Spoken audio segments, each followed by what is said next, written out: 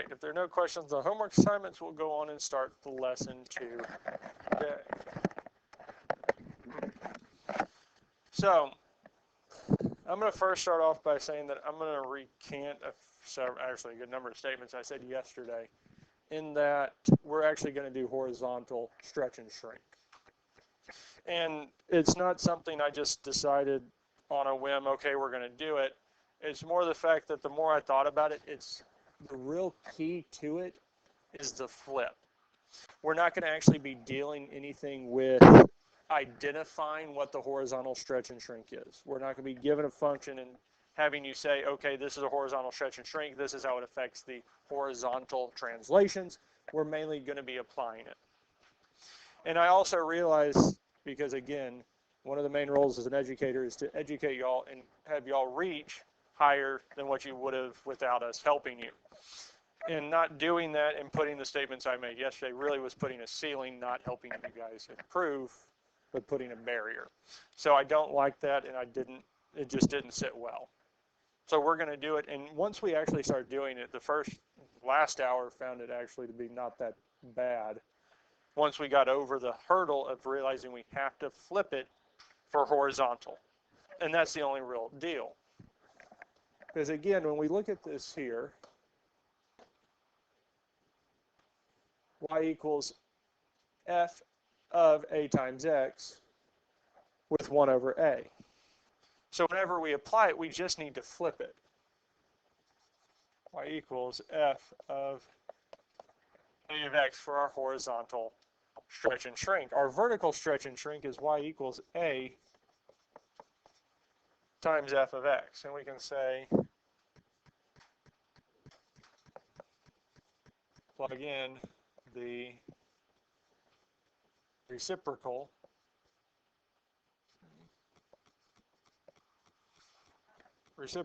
of the given value. We just need to flip it. That's all that's really saying.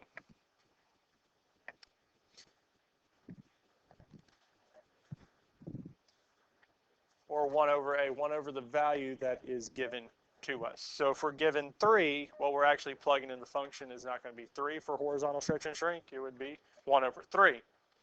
If we're given 1 over 3, what we're plugging in is not 1 over 3. It would be 3. We're just going to flip it for horizontal stretch and shrink. So the first one we'll look at is vertical stretch and shrink. We good? Okay. So we're going to look at this one here with vertical stretch and shrink.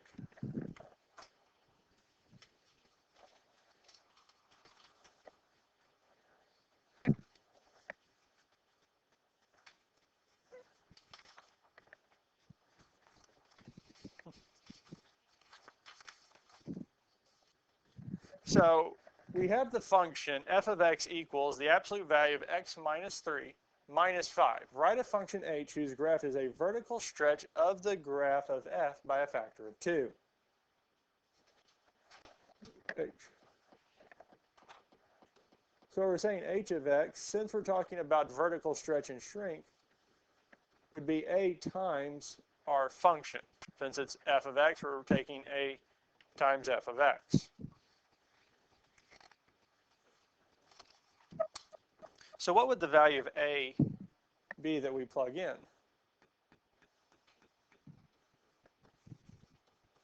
It would just be 2, because vertical stretch and shrink, it stays the same. We don't mess with it. Horizontal, it's going inside. We're having to flip it.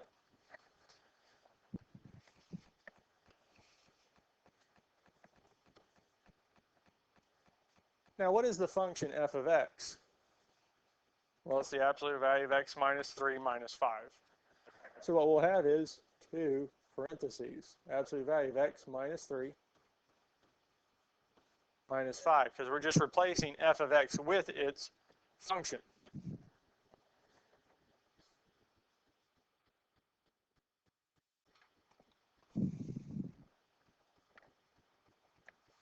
Any questions so far? The last thing we need to do is distribute the 2. So we're going to do 2 times the absolute value of x minus 3, which would be 2 times the absolute value of x minus 3. And then we're going to do 2 times negative 5, which would be negative 10. So h of x would be this here. H of x is equal to 2 times the absolute value of x minus 3 minus 10. That's it. That's all we have to do. Now, I talked about this with last hour, in that we could, for this one here, multiply the 2 to everything that's inside the absolute values. That would be perfectly fine. But the only reason for that is because the 2 is positive. Because anything that comes out of the absolute values has to stay positive because it's the absolute value. We're talking about distance. So pulling the 2 in and multiplying it by the x and the negative 3 wouldn't change anything. However, if the 2 was negative, then we would need to leave the negative on the outside because bringing a negative in would change the overall signs. So I don't like having y'all do that because, again, that's bringing up a thing where it works only in this case. With a lot of mathematics, and when they come up with theorems and rules, they really try to stick to a this is how it works every single time. Because having a lot of those subclauses aren't very good or very nice. If you remember back in geometry where we talked about triangle congruency statements or shortcuts, side, side, side, side, angle, side, side, or side, side, angle was one we didn't include. It technically does work in a certain specific case, but we took it and kind of threw it out because it doesn't work every time. And that's the same with this here. It's better to just leave it on the outside because it's still going to work the same and not have to worry about trying to figure out what case works going inside the absolute values and what doesn't. All right, this one here, you'll have to change the wording a little. Because again, as I said, I want to actually do horizontal after I went and thought about it a little bit. Because after thinking about it, I know that y'all can do this, and I do not want to put a ceiling on your learning capability. Here we want to write a function, g, whose graph is a horizontal shrink of the graph of f by a factor of 1/3. Well, the fact that it's a horizontal shrink doesn't really matter. It's just that it is a horizontal, that it is 1. Which means our function g of x is going to be equal to our f of a times x, because y equals f of a times x is our general setup for horizontal stretch or shrink. Since we know it's a horizontal shrink, it's going to follow this here. Now, what is the value that we will plug in for a into this? Because they gave us 1/3, right? So what would we plug in? 3. Because with horizontal stretch and shrink, we have to flip it, which gives us 3x. Because again, with horizontal stretch and shrink, we have to flip it. Well, just kind of like we dealt with the other day, we don't have f of x anymore. We have what? F of. So every place that there's an x in f of x has to be replaced with 3x. So we'd have the absolute value of 3x minus 3 minus 5. Now there's nothing in front of the parentheses because we just had x. We didn't have 2x. So we can drop the parentheses, which leaves us with the absolute value of 3x minus 3 minus 5.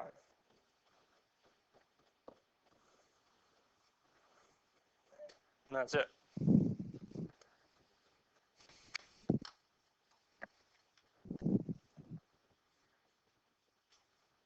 Some of the students in last hour said that's a little bit easier than vertical stretch and shrink. Because once we flipped it, we just plugged it in for x. And then if we needed to do any simplifications, we could do that. But that's it. That's all we had to do. Questions on this here?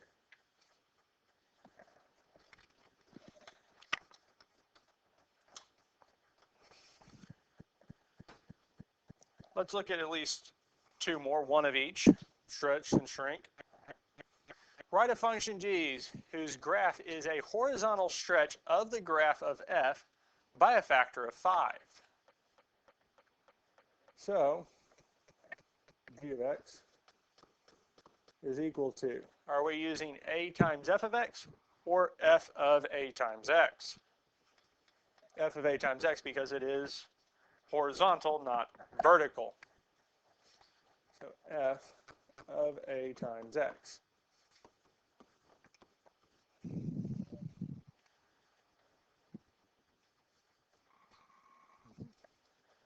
Because the value they gave us was 5. Horizontal, we have to flip it. So it wouldn't be just 5, it would be 1 over 5.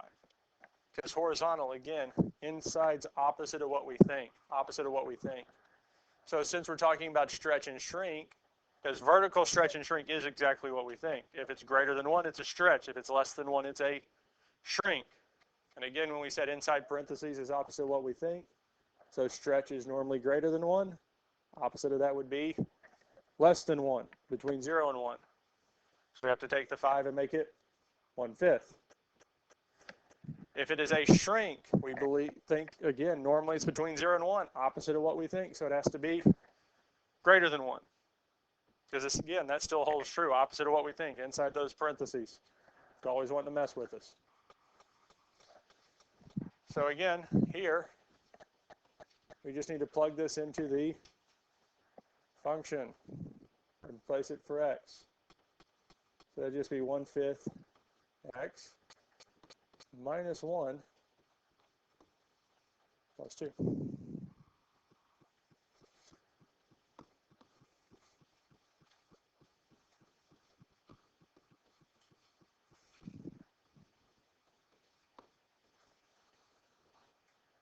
Now again, since it was just x by itself, we can really just drop those parentheses and we're good.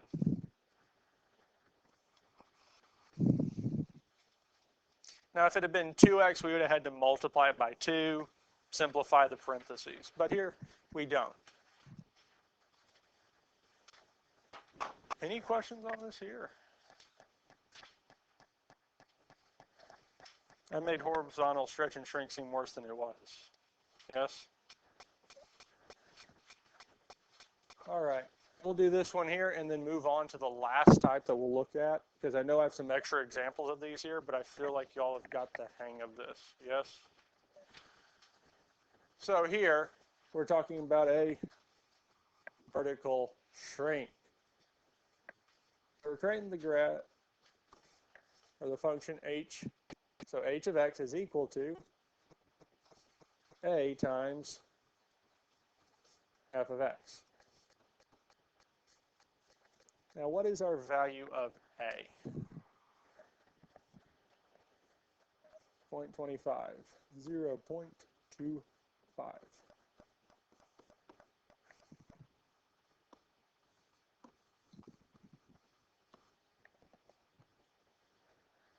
So we plugged in the value of a, now we need to plug in what f of x is.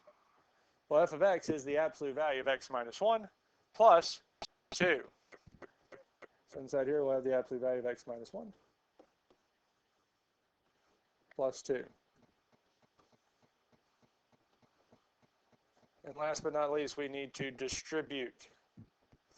So if we multiply those together, we'd have 0.25 times the absolute value of x minus 1. And 0.25 times 2 would be plus 0.5. And I'll move here just a second.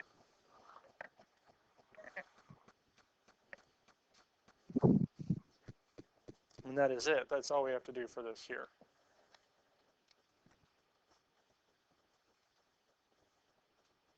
Any questions on any of this here? We feel comfortable with vertical stretch, vertical shrink? Do we need to see another example? Or does anybody want to see another example of one of these? Feel good with this here? Okay.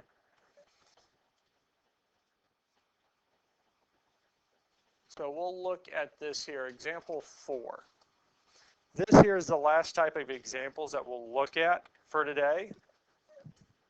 And this here is a combination using multiple translations and transformations. So not translations, but just transformations. So we could have 2 different translations. We could move it up or down and left or right. We can move it in one of those. We could also have a vertical stretch or shrink. We can also have reflections, and we can also have horizontal stretch or shrink. We could actually have one of each. So we could have all 6 being applied to one function. Now the big thing with this here is that the order in which we do it matters. The order in which we do these matter. Beyond just being able to recognize where they would go in the function, the order in which we do these matters. So if we have a vertical stretch followed by a translation up, is going to be a different function entirely than if we did a vertical translation up and then a vertical stretch. They're going to be 2 separate functions. So let's look at this here, taking it one step at a time.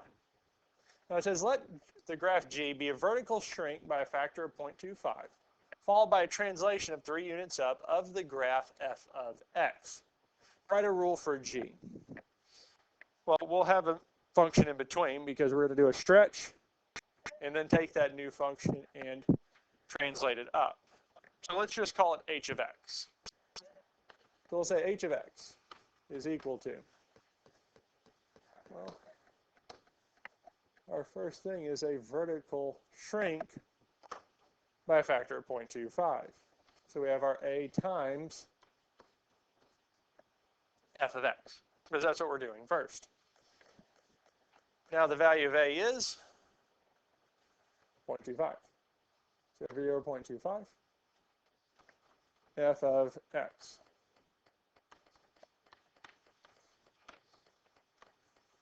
Well, what is f of x?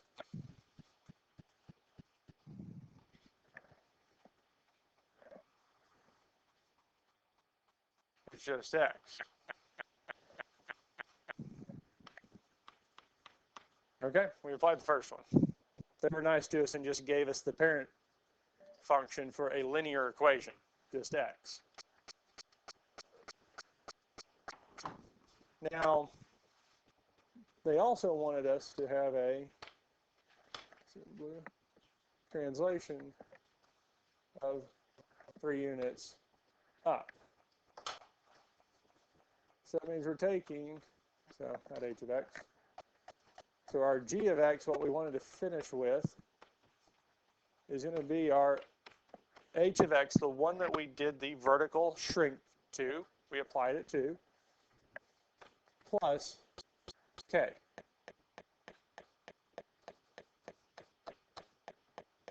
And our value of k would be, and it would be positive because we're going up. And what is h of x? 0.25x, and then we have plus 3.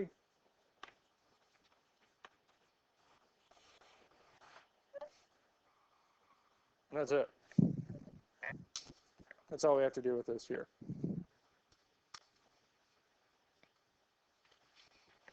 Questions on this here? So again, I did say that doing these in a different order would change it, especially with this here.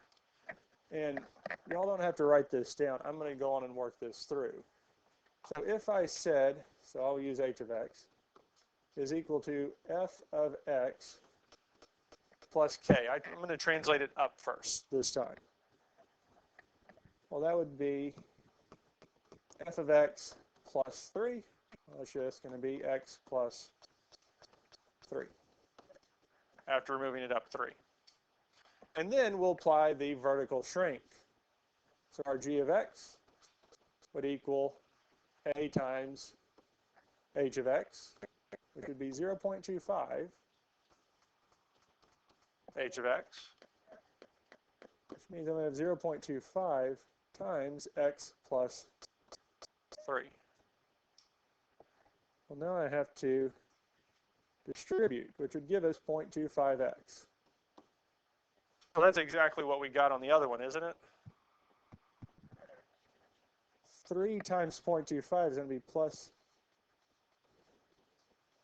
0.75. So instead of having plus 3, we now have plus 0.75. So the graphs themselves are going to be mirror images of each other, but this one is going to be 2.25 units lower than the other one. Now, some of these, the order is not going to make a big difference.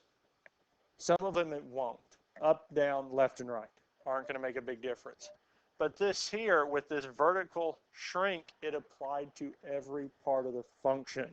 Reflections across the x-axis apply to every part of the function. Those make a difference. Horizontal stretch and shrink, because again, we're replacing what x is, yes?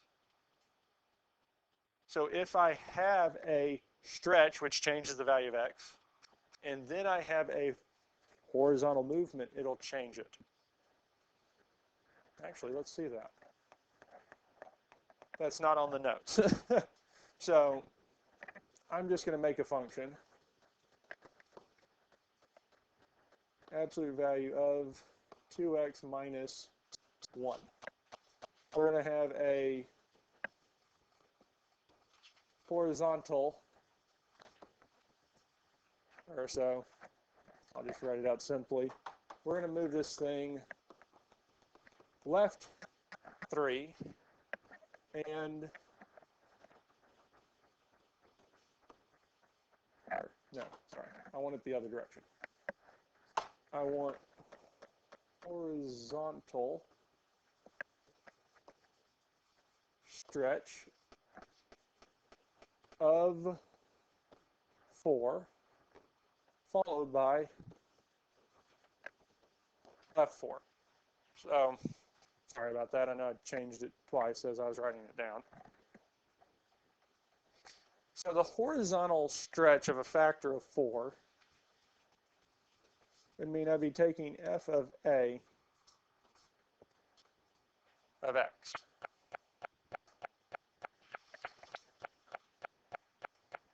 And again, our value of a is not going to be 4. It's going to be what? 1 over 4.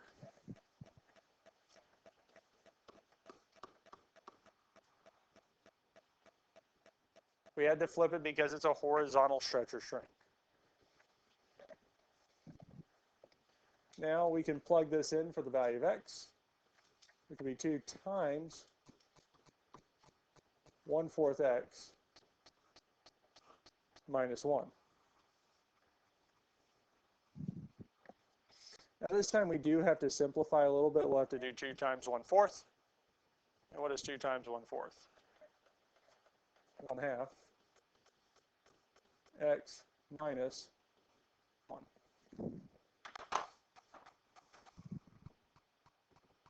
Questions on this so far? So this is the first one we really had to deal with where there was a variable in front of the x. So we had to do that multiplication, but it wasn't a big deal. Now we want to move it left 4. Call it h of x so that we have a way to denote it.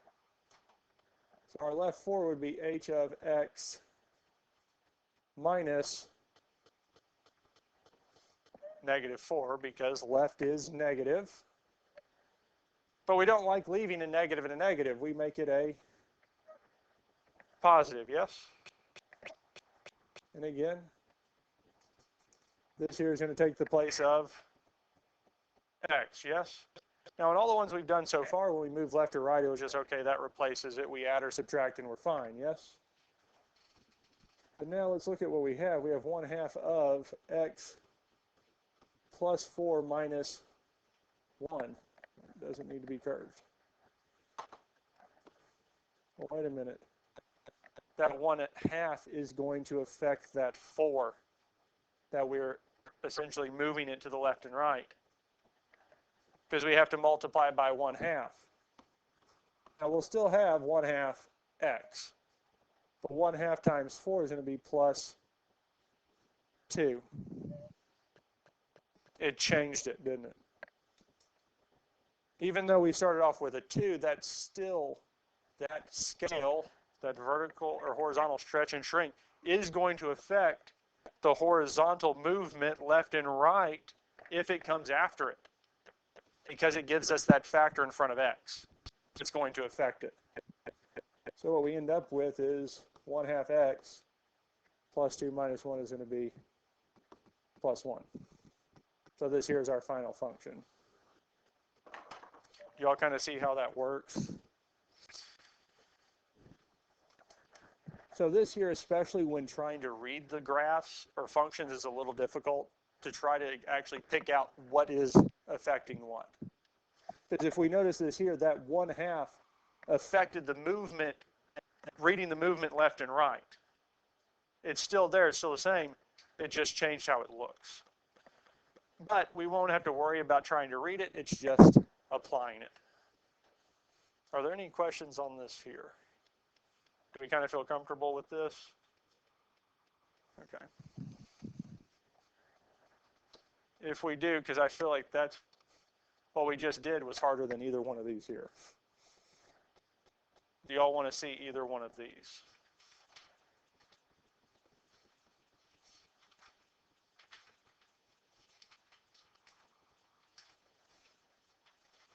No? Okay. Because if y'all feel comfortable with those, I'm going to let y'all go on and get started on this here. So if you do have questions, please ask. I will come around and help y'all with that. But we are done with this note sheet.